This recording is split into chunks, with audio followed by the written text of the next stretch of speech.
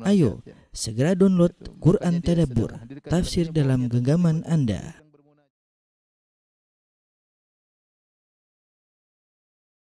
Bismillahirrahmanirrahim. Assalamualaikum warahmatullahi wabarakatuh. Alhamdulillahi ala ihsanih wa syukru lahu ala taufiqihi wa amtinanih. Asyhadu an la ilaha illallah wahdahu la syarika lahu ta'ziman li sya'nih. Wa asyhadu anna Muhammadan abduhu wa rasuluhu da'ila ridwanih. Allahumma salli alaihi wa ala alihi wa ashabi wa ikhwanih. Para mirsa yang dirahmati oleh Allah Subhanahu wa taala, para ikhwan dan akhwat yang dimuliakan oleh Allah Subhanahu wa taala. Pada kesempatan kali ini kita akan membahas tentang salah satu nama Allah yang sangat mulia, yaitu Al-Jamil, ya. Dan nama Allah Al-Jamil ini datang dalam hadis yang sahih yang diriwayatkan oleh Imam Muslim nomor 91, ya. An Abdullah bin Mas'ud radhiyallahu taala anhu, dari Ibnu Mas'ud radhiyallahu taala anhu, anin Nabi sallallahu alaihi wasallam qala, Nabi sallallahu alaihi wasallam bersabda, la yadkhulul jannata man kana fi qalbihi mithqalu dzarratin min kibr. Tidak akan masuk surga seorang dalam hatinya seukuran zarrah dari kesombongan. Seukuran zarrah dari kesombongan. Zarrah, ya, artinya apa? Maka ada beberapa pendapat di kalangan para ulama, ya. Di antaranya zarrah, yaitu menggambarkan suatu yang sangat kecil. Ada yang mengatakan zarrah adalah suatu kalau kita pukulkan tangan kita ke pasir, kemudian kita bersihkan, kita kebaskan, lantas kita ambil satu butir dari tangan kita, itu yang disebut dengan zarrah. Itu suatu yang sangat kecil, yang kalau kita letakkan di timbangan maka mungkin tidak ternilai timbangannya. Salah satu makna zarrah demikian. Zarrah juga maknanya adalah semut kecil. Semut kecil namanya zarrah. Ya, semut kecil kalau kita ambil masih kecil, semut aja sudah kecil, apalagi yang kecilnya. Kemudian kita letakkan di timbangan, maka bisa jadi tidak ternilai timbangan tersebut. Itu tidak dianggap karena saking ringannya. Ada yang mengatakan zarrah adalah kalau kita membuka jendela misalnya, kemudian ada cahaya masuk, maka nampaklah serpihan kecil-kecil yang seandainya tidak dibuka jendela tidak terlihat serpihan tersebut. Itu disebut dengan zarrah dalam bahasa Arab. Artinya menggambarkan bahwasanya kesombongan adalah dosa besar meskipun sangat kecil. Kesombongan adalah dosa besar meskipun sangat kecil. Bahkan Nabi mengatakan, la yadkhulul jannata man kana fi qalbihi mithqalu dzarratin min kibr. Tidak akan masuk surga seorang yang dalam hatinya ada kesombongan sedikit sekali, ya. Sedikit sekali ada kesombongan, tidak akan masuk surga. Dan kita tahu di antara definisi dosa besar adalah dosa yang diancam dengan tidak masuk surga atau masuk neraka secara khusus, maka itu dosa besar. Ini dalil bahwasanya kesombongan adalah dosa besar, ya. Qala rajulun, maka ketika Nabi menyampaikan hadis tersebut, la yadkhulul jannata man kana fi qalbi mithqalu dzarratin min kibr, tidak masuk surga seorang dalam hatinya ada sedikit pun kesombongan. Ada seorang bertanya, inna rajula yuhibbu an yakuna thawbuhu hasanan wa na'luhu hasanan. Ya Rasulullah, seorang menyukai bajunya indah dan sendalnya indah. Maksudnya apakah ini termasuk kesombongan? Qala, maka Nabi menjawab, innallaha jamilun yuhibbul jamal. Sungguhnya Allah itu maha indah dan Allah suka dengan keindahan.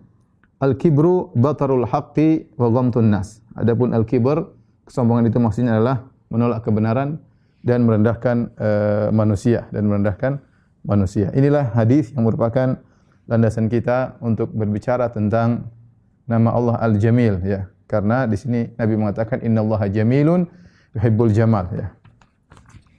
Baik. Kata Nabi sallallahu alaihi wasallam, innallaha jamilun, ya, yuhibbul jamal, ya.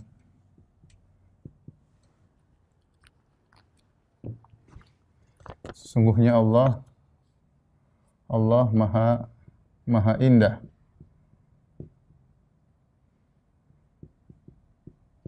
Allah suka keindahan. Suka keindahan, ya. Inilah hadis riwayat apa? Hadis riwayat Muslim dari Ibnu Mas'ud radhiyallahu taala anhu. Baik. Adapun maksud dari al-jamil ya. Makna al-jamil. Baik, kita tahu al-jamil diambil dari al-jamal dan jamal artinya keindahan, al-baha, keindahan. Itu namanya al-jamil ya. Dan al-jamil sini maksudnya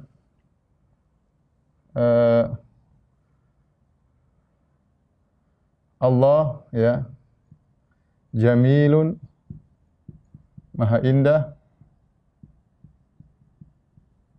dari sisi zatnya, kemudian dari sisi sifat-sifatnya, dari sisi af'alnya, perbuatan-perbuatannya.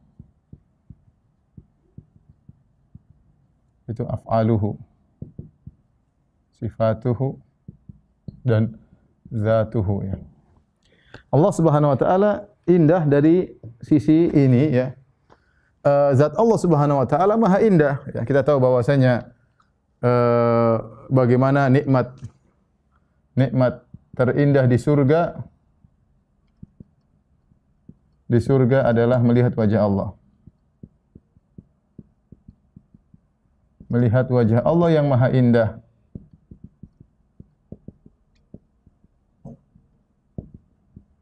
Ya, ketika penghuni surga mau surga, maka Allah mengatakan, "Ala azidukum, maukah aku berikan tambahan kepada kalian?" Ya, karena Allah berfirman, "Lil ladzina ahsanul husna wa ziyadah." Bagi orang-orang yang berbuat kebajikan mendapat surga dan juga tambahan. Kata mereka, "Mau tambahan apa lagi ya Allah?" Ya. Ya. Bukankah alam tubayyit wujuhana, bukankah kau telah memutihkan wajah-wajah kami menjadi kami berseri-seri? Alam tudkhilnal jannah, bukan kau telah masukkan kami dalam surga dan kau telah menyelamatkan dari neraka jahanam? Ya, maka Allah pun mengangkat hijabnya, maka mereka pun melihat wajah Allah Subhanahu wa taala dan tidak ada kenikmatan yang terindah seperti melihat wajah Allah. Bahkan sebagian ulama mengatakan seperti Ibnu Qayyim rahimahullahu taala, memandang wajah Allah di surga membuat melupakan kenikmatan yang lain. Maka di antara doa Nabi sallallahu alaihi wasallam, Allahumma inni as'aluka ya, as'aluka ladzatan nadhari ila wajhik wasyauqa ila liqa'ik fi ghairi dharra mudhirrah wala fitnatin mudhillah. Di antara doa Nabi, Allah aku mohon kepada engkau kelezatan memandang wajahmu dan kerinduan untuk bertemu dengan engkau, bukan dalam kondisi kemudaratan atau fitnah yang membuat menyesatkan ya, tapi dalam kondisi seorang ya, ingin dalam kondisi tenteram, ingin melihat wajah Allah Subhanahu wa taala, dan ini Nabi minta secara khusus. Dan ini menunjukkan bahwasanya zat Allah adalah zat yang terindah. Ya, ini sudah merupakan kelaziman ya. Kemudian sifat-sifat Allah Subhanahu wa taala, sifat-sifatnya terindah ya. Demikian juga nama-namanya. Sebenarnya mengatakan sifat-sifatnya dan juga ya nama-namanya ya. Asma'uhu ya. Nama-nama Allah juga terindah sifat-sifatnya, dan setiap sifat Allah terindah, dari Maha Pengampun, Maha Penyayang. Sebagian sudah kita jelaskan tatkala kita menjelaskan tentang nama-nama Allah Subhanahu wa taala ya. Semuanya mengandung makna yang tertinggi dan terindah. Makanya disebut dengan Asmaullah Al-Husna, yaitu yang terindah. Setiap sifat Allah semuanya indah, setiap nama-nama Allah indah. Namun kita tidak bisa meliputi seluruh keindahan nama-nama Allah dan sifat-sifatnya. Makanya Nabi SAW berkata dalam solat witirnya, kata Nabi, la uhsi sana'an alaik anta kama asnaita ala nafsik. Yang artinya, aku tidak mampu untuk memuji engkau ya, wahai Allah, anta kama asnaita ala nafsik, yang bisa memuji engkau adalah dirimu sendiri dengan pujian yang seharusnya. Jadi nama-nama Allah juga sifat-sifat terindah, namanya terindah. Kemudian perbuatan-perbuatan Allah juga terindah. Perbuatan-perbuatan Allah cuma dua kemungkinan. Perbuatan Allah itu keputusan-keputusan Allah Subhanahu wa taala, yaitu perbuatan Allah yang menimbulkan maslahat, yang menunjukkan maslahat bagi hamba, rahmat ya. Rahmat, kemudian hikmat ya. Atau keadilan ya. Tidaklah Allah Subhanahu wa taala memutuskan sesuatu kecuali karena dengan sikap keadilan ya. Jadi perbuatan Allah cuma maslahat atau keadilan. Allah tidak berbuat zalim sama sekali. Wa ma rabbuka bidzalamil lil abid. Bahwasanya Rabbmu tidak akan berbuat kezaliman kepada siapapun. Kata Allah Subhanahu wa taala ya. Wa ma rabbuka bidzallamin lil abid. Allah tidak akan berbuat zalim kepada hamba-hambanya. Baik. Inilah makna al-jamil. Makna yang kedua ya. Karena Allah adalah al-jamil, Allah adalah al-jamil, maha indah,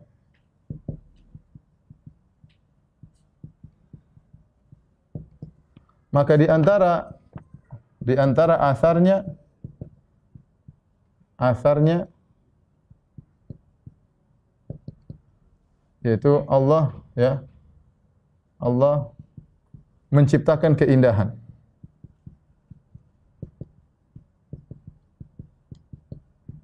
Maka disebut Allah mujmil, yaitu mujmilun,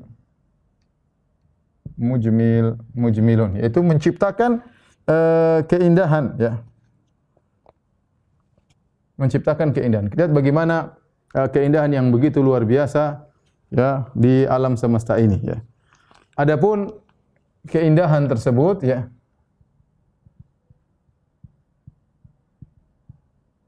bisa kita bagi dua ya. Pertama, keindahan alam. Kemudian kedua, keindahan pada manusia.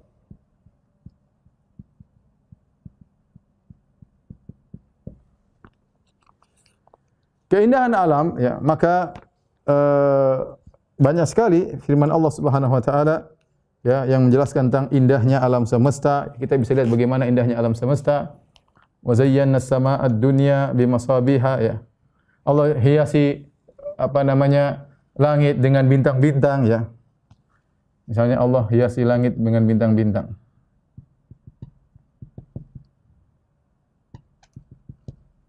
Dengan bintang-bintang. Ya, kemudian contohnya bahkan hewan, kata Allah Subhanahu wa taala wal an'ama khalaqaha lakum fiha dif'un wa manafi'u ya wa minha ta'kulun ya walakum fiha jamalun hina turihuna wa hina tasrahun.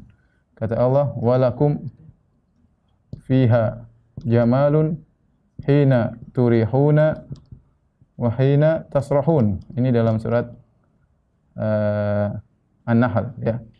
Allah mengatakan pada hewan-hewan tersebut ada keindahan. Ada keindahan. Hewan-hewan pun Allah ciptakan dengan ada keindahan. Hewan-hewan ternak tatkala kalian gembalakan, tatkala masukkan ke kandang, tatkala kalian gembalakan, ada keindahan ya yang Allah berikan kepada hewan-hewan tersebut. Ya, ini keindahan pada hewan-hewan.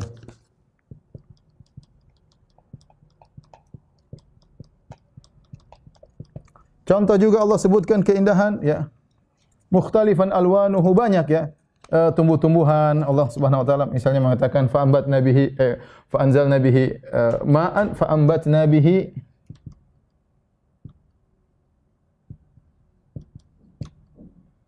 hadaiqa dzata bahjatin ma kana lakum an tumbitu sajaraha ma kana lakum an tumbitu sajaraha ilahumma Allah.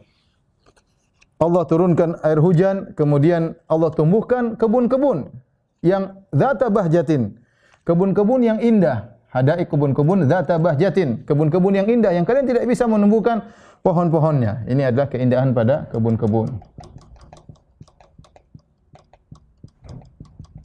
Itu pada tanaman-tanaman ya. Jadi keindahan Allah sebutkan sangat banyak ya. Dan Allah sebutkan secara umum, kata Allah Subhanahu wa taala, ya. Inna ja'alna ma 'alal ardi zinatan laha linabluwakum ayyukum ahsanu amala. Kata Allah, kami jadikan apa yang di atas bumi zinah, perhiasan. Kami jadikan apa yang di atas bumi sebagai perhiasan, ya. Kami jadikan apa yang di atas bumi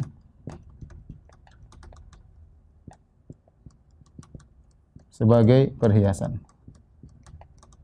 Perhatikan nih, saya ingin menyampaikan hal ini. Kenapa saya sampaikan ini? Karena penting, ya. Pembahasan bahwasanya Allah menciptakan alam semesta dengan keindahan, ini sangat penting terutama untuk membantah orang-orang ateis. Kenapa, ikhwan? Karena orang-orang ateis mengatakan alam semesta ini terjadi dengan tiba-tiba. Terjadi dengan tiba-tiba terjadi. Jawabannya, kata seorang ilmuwan, bahkan ilmuwan barat, dia mengatakan kalau Anda ingin berdebat dengan orang ateis, tidak usah kita muhajajat akliyah, tidak usah kita pakai logika-logika. Sudah, bilang aja debat mereka dengan keindahan. Kalau semua terjadi dengan tiba-tiba, tidak mungkin ada keindahan. Keindahan itu menunjukkan sesuatu dibuat dengan tujuan. Ya. Sesuatu dibuat dengan tujuan. Allah tidak hanya sekedar menciptakan bagi kita apa yang kita kebutuhan dalam kebutuhan primer. Ya.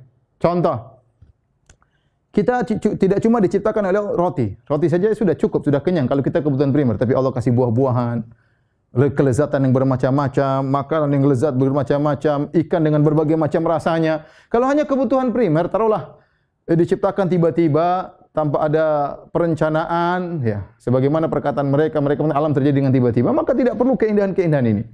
Allah menciptakan hawa, kita kan butuh oksigen sudah cukup, tapi ternyata tidak. Allah ciptakan juga aroma-aroma yang wangi, aroma-aroma parfum yang indah-indah, ya. Ini menunjukkan Allah juga ingin kita buat kita bersenang-senang. Kalau ternyata kita hanya dibuat yang penting bisa punya keturunan, ya. Allah bikin wanita laki-laki seadanya, tapi tidak ada yang luar biasa, keindahan-keindahan yang bisa kita lihat. Ini semua bantahan, ya.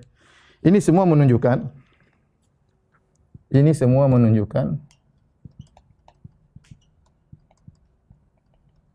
alam ini, ya, diciptakan dengan tujuan.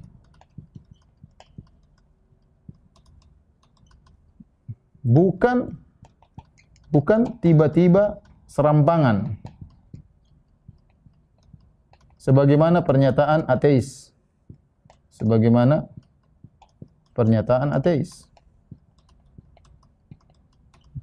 Kalau alam terjadi dengan tiba-tiba, maka tidak perlu ada keindahan-keindahan.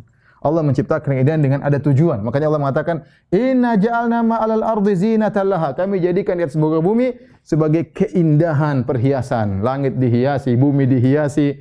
Kita lihat keindahan begitu luar biasa. Bagaimana indahnya matahari terbenam, orang sampai berusaha foto-foto matahari terbenam. Ada sebagian orang nunggu matahari terbit. Masing-masing punya keindahan. Hewan-hewan dengan berbagai macam keindahan, burung dengan berbagai macam modelnya, bunga dengan berbagai macam modelnya.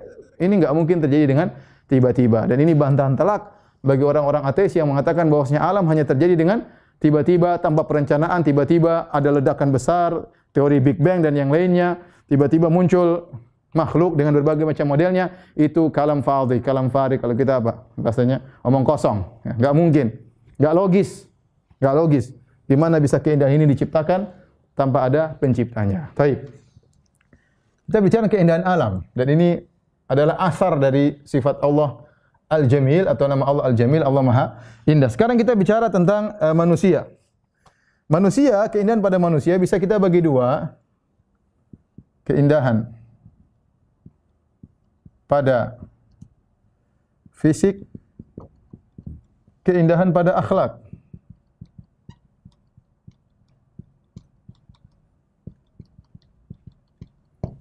Keindahan pada akhlak. Keindahan pada fisik, ya. Karena apa? Di sini tadi sudah kita sebutkan, innallaha jamilun yuhibbul jamal. Sungguhnya Allah indah dan Allah mencintai keindahan. Allah mencintai keindahan. Keindahan. Kata para ulama, keindahan di sini adalah umum, am. Ya. alif lam di sini untuk istighraq yang menunjukkan keumuman. Yaitu Allah mencintai seluruh keindahan. Cintai seluruh keindahan.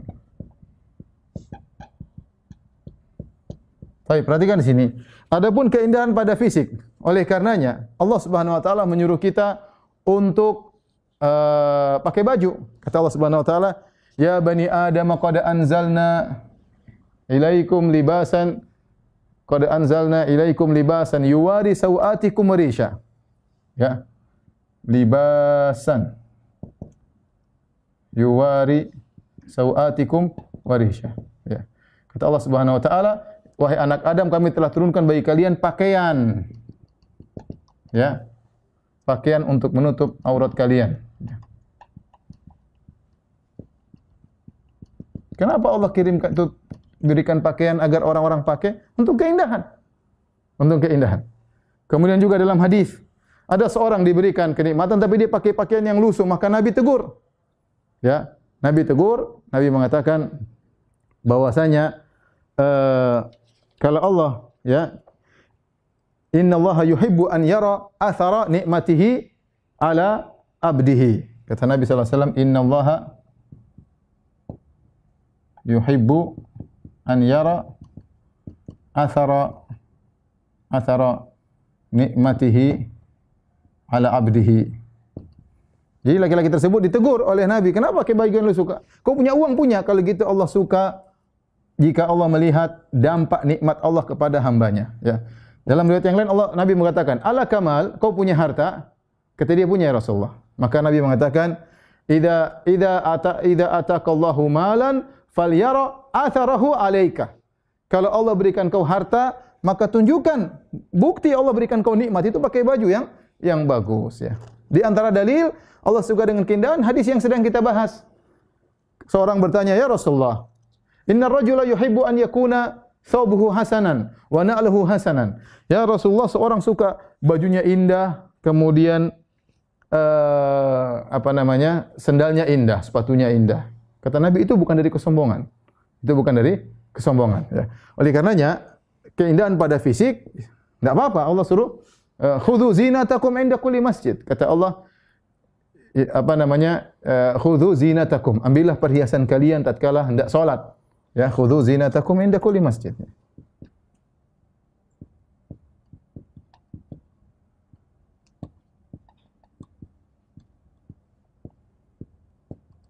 Wahai anak Adam, ambillah perhiasan kalian, maksudnya baju, inda kulli masjid, tatkala kalian sedang salat maka berhiaslah. Taib, keindahan fisik dituntut karena Allah yuhibbul jamal. Keindahan pada akhlak ini juga tidak kalah penting. Allah Subhanahu wa taala, ya, memerintahkan kita untuk berakhlak yang mulia. Makanya dalam Al-Qur'an Allah berfirman, ya, fasbir sabran jamila. Ya. Kata Allah juga fasabrun jamil. Allah mengatakan wahjurhum hajran jamila. Subhanallah. Allah sifati, hajarlah mereka dengan hajar yang jamil. Kata Allah, fasfahis safhal jamil. Fasfahis safhal al-jamil. Ya. Kata Allah sarahan, ya ayuhan qul li azwajika in kuntunna turil hayata dunya wa zinataha fata'alaina umatti'kunna wa usarrihkunna sarahan jamila. Sarahan jamila. Itu cerailah dengan cerai yang baik. Ini akhlak semua. Allah sifati dengan akhlak-akhlak yang indah. Keindahan bukan cuma pada fisik. Keindahan akhlak juga luar biasa. Kata Allah, fasbir sabran jamila. Apa itu sabar jamil? Ya, tidak mengeluh. Tidak mengeluh. Fasbir sabran jamila. Fasabrun jamil. Wahjurhum ajran jamila. Tinggalkanlah mereka dengan cara yang baik, tanpa menyakiti atau membalas. Ya, kalau kita ada masalah, tinggalkan. Tidak perlu kita rame-rame, tidak perlu kita ribut-ribut, tidak perlu maki-maki. Sudah, tinggalkan. Anda lagi tidak cocok di grup WhatsApp, kayaknya timbul masalah, sudah enggak usah pakai antar brengsek, tinggal di live. Enggak. Udah baik-baik para kawan-kawan sekalian. Ini bulan Ramadan, bulan baca Quran. Saya live dulu ya. Mudah-mudahan kita ketemu lagi live. Bismillah. Sudah, tinggalkan dengan cara baik. Tidak mesti ribut-ribut. Anda dalam satu kelompok ternyata tidak cocok sama orang, tidak perlu berpisah dengan ribut-ribut. Wah, jurhum hajuran jamila. Tinggalkan dengan cara yang baik, akhlak yang baik. Fasfahi safhal jamil.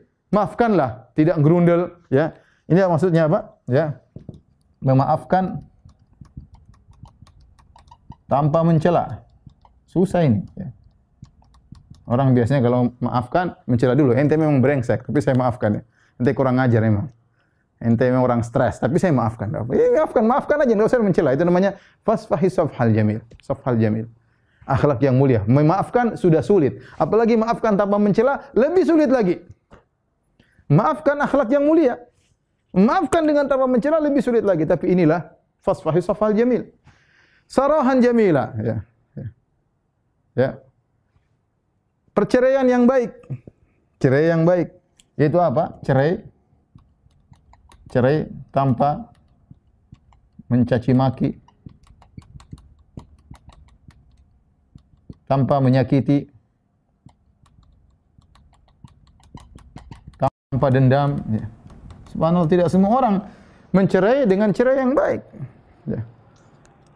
Cerai, kemudian dendam, maki-maki, ribut, ya. Bahkan balas dendam, dan itu tidak baik. Jadi maksud saya, Allah melihat keindahan bukan cuma pada fisik, Allah juga melihat pada akhlak. Justru keindahan batin itu yang sangat utama. Ya. Taib. Kita lanjutkan. Ada perlu peringatan. Ya. Peringatan.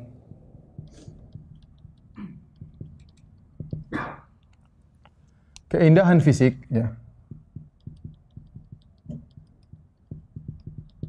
Fisik itu paras. Ya. Pakaian.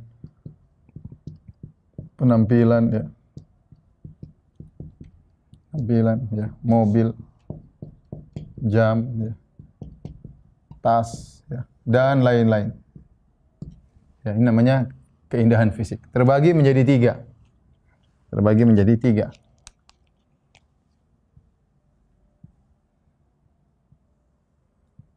Yang pertama adalah yang terpuji. Yang kedua adalah yang tercela. Yang ketiga, ya, tidak terpuji dan tidak tercela.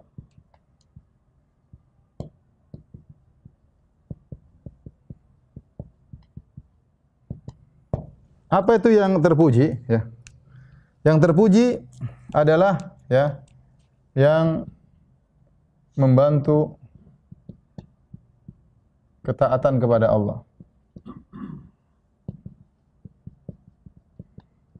Ya. Yang tercela yang mengantarkan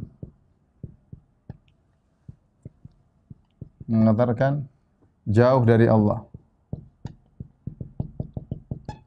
Adapun yang tidak terpuji, tidak tercela, yang tidak berkaitan dengan keduanya. Perhatikan hal ini. Baik, yang bantu ketaatan kepada Allah, contohnya banyak contohnya. Contoh, ya, pakai baju indah ketika hari Id, hari raya, bersyukur, ya, sebagai bentuk bersyukur kepada Allah Subhanahu wa taala. Nabi sallallahu alaihi wasallam, ya, pakai baju indah untuk bertemu tamu, untuk bertemu wufud, tamu-tamu pada tahun, ya, bertemu wufud itu tamu-tamu. Nabi sengaja pakai baju indah untuk bertemu dengan tamu-tamu. Contohnya memakai, ya, alat-alat peperangan yang indah untuk menggetarkan musuh.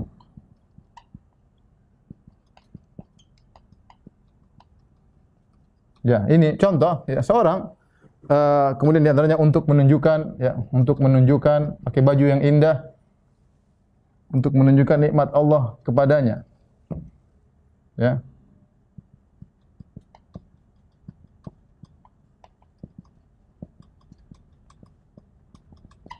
Untuk menunjukkan nikmat Allah kepadanya.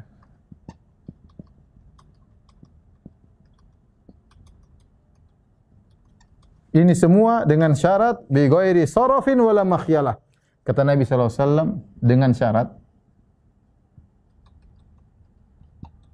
bi ghairi sarafin, tidak boros, tidak mubazir kalau bahasa kita,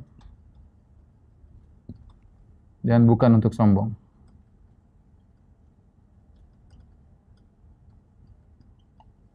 Bukan untuk sombong.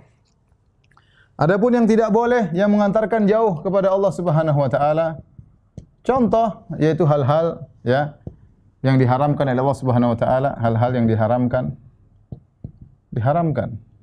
Ya. Contoh emas dan sutra bagi lelaki. Indah sih indah, tapi Allah melarang ya. Maka hukumnya haram dan ini tidak boleh.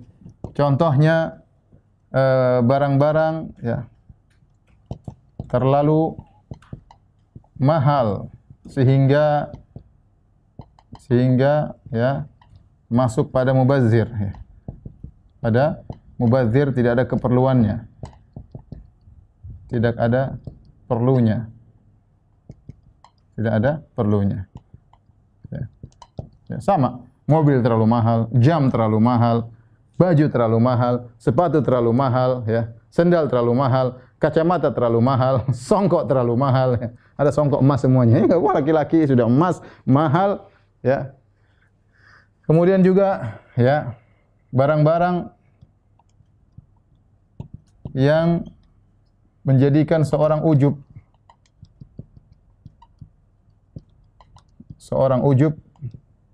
akhirnya sombong. Hadis tentang seorang bainama rajulu yamshi fi hullatin, ya. Tatkala ada seorang berjalan dengan gaunnya, dengan jubahnya yang indah, membuat dia ujub, id khasafa bihillahu al-ardha wa huwa yatajaljalu fiha ila yaumil qiyamah. Tiba-tiba Allah benamkan dia di bumi dan diguncang-gancingkan oleh Allah sampai hari kiamat. Dia sombong gara-gara pakai baju. Nabi menyebutkan tentang orang-orang sebelum kalian, yaitu umat terdahulu. Ada orang yang sombong dengan bajunya, ya. Sama seperti Qarun. Ya, fa kharaja ala qaumihi fi zinatihi, ya, keluar dalam kesombongannya dengan bajunya yang indah, dengan anak buahnya yang buat dia angkuh, ya. Hati-hati, ya. Kita tidak dilarang memiliki barang-barang yang indah. Allah suka dengan keindahan, tapi bi ghairi sarafin wala makhyalah, tidak boleh mubazir dan tidak boleh karena sombong, ya. Tidak boleh karena sombong. Dan tidak boleh juga ujub, ya. Semua barang-barang kita miliki ujub, maka kita tinggalkan. Oleh karenanya dalam hadis kata Nabi sallallahu alaihi wasallam, al-badzadzatu minal iman. Al-badzadzah itu apa maksudnya? Kurang terkadang cuek dengan penampilan, itu terkadang merupakan bagian dari keimanan. Nabi sallallahu alaihi wasallam pakai sendal bagus, pakai baju bagus, terkadang Nabi berjalan tanpa pakai sendal. Ya. Nabi terkadang naik kuda, terkadang naik onta, terkadang Nabi naik himar. Ya. Jadi tidak selalu kita harus necis terus, enggak harus. Enggak harus. Sesekali kita cuek, sesekali kita biasa-biasa saja. Agar hati kita tidak terikat dengan dunia, harus selalu oke, harus selalu necis, harus selalu enggak harus, sekali biasa-biasa aja. Ya. Enggak harus selalu kalau pergi kemana mana harus naik first class, enggak business class, enggak, ekonomi kadang-kadang enggak ada masalah. Terkadang kita makan, terkadang restoran, oke, restoran kita senang, itu enak. Kita punya duit banyak, apa salahnya? Enggak salah, intinya makan restoran mahal, tapi sekali-sekali restoran yang biasa-biasa saja. Untuk apa? Agar kita tidak sombong. Karena ikhwan, saya katakan hati-hati, barang-barang yang mahal itu ya mudah menjadikan orang sombong. Makanya kenapa orang-orang kaya banyak di neraka jahanam, karena terkadang masuk kesombongan dalam diri mereka. Tapi kalau Anda bisa menjaga diri, ya, ada yang penting beli barang, yang penting jangan sombong dan jangan mubazir, maka tidak jadi masalah. Jadi hati-hati, ya. Tidak semua keindahan. Orang mengatakan, Ustaz, ini jam tangan saya indah banget. Harganya berapa? 1,5 miliar. Bahlul ente beli jam 1,5 miliar. Masih orang banyak miskin, orang banyak setengah mati. Coba buat masjid sudah jadi masjid. Ya, coba, kalau punya uang banyak, uang saya banyak 1 triliun. Ya udahlah, meskipun uangmu banyak. Apakah logis beli jam 1,5 miliar? Enggak logis, ya. Meskipun duitmu satu dunia duitmu. Duit itu semua titipan Allah Subhanahu wa taala. Tapi kalau wajar ya, saya ustaz, saya seorang konsultan ustaz, saya seorang ini, kalau orang ketemu saya pakai jam ini enggak dipercaya. Dan memang orang seperti itu terkadang ya. Kalau kita misalnya mengadakan akad ternyata penampilannya amburadul, dia enggak percaya. Ya sudah, enggak ada kepentingan silakan. Kalau ada kepentingan silakan, tapi jangan terlalu yang mewah-mewah ya. Jadi hati-hati. Itu namanya keindahan yang tercela yang mengantarkan kepada semakin jauh dari Allah Subhanahu wa taala. Adapun tidak terpuji, tidak tercela, ya enggak ada hubungannya, tidak membuat dia taat kepada Allah, tidak menjadikan dia sombong, keindahan biasa, sifat manusiawi suka dengan keindahan. Maka saya ingatkan kepada ibu-ibu bahwasanya kesombongan itu tidak hanya menimpa orang kaya, menimpa orang miskin juga. Makanya Rasulullah SAW menyebutkan ada 3 orang yang Allah tidak akan lihat pada hari kiamat. Kelak di antaranya ailun mustakbir, yaitu seorang miskin yang sombong. Kok miskin? Ada orang miskin sombong. Miskin sombong ya. Udah miskin apa? Sombong. Sombong dengan apanya? Enggak tahu sombong dengan apa. Mungkin baru beli barang sedikit mewah, itu pun KW sudah sombong. Apalagi kalau punya barang yang ori ya, lebih sombong lagi. Baru KW sudah sombong. Jadi demikian pula kita tidak boleh menilai seorang yang memiliki penampilan bagus kita tuduh dia sombong. Enggak. Masing-masing ya. Kita tidak boleh nuduh orang. Ya, bisa jadi dia memiliki pakaian yang indah karena untuk bersyukur kepada Allah, bukan untuk kesombongan. Bisa jadi dia pakai pakaian yang indah untuk kepentingan pekerjaan, kita tidak tahu. Ya, tapi intinya saya ingatkan masing-masing kita tahu ya. Tidak boleh kita memiliki barang-barang yang terlalu mewah, yang mubadzir dengan alasan ini keindahan, Allah suka dengan keindahan. Jawabannya hati-hati ya, bahwasanya bisa jadi keindahan tersebut bisa mengantarkan kita kepada semakin jauh dari Allah Subhanahu wa taala. Demikian ya Bang Pitung dan juga para pemirsa yang dirahmati Allah Subhanahu wa taala, kajian kita pada kesempatan kali ini. Insyaallah kita bertemu di kesempatan yang lain. Kurang lebihnya saya mohon maaf. Wabillahi taufiq wal hidayah. Assalamualaikum warahmatullahi wabarakatuh.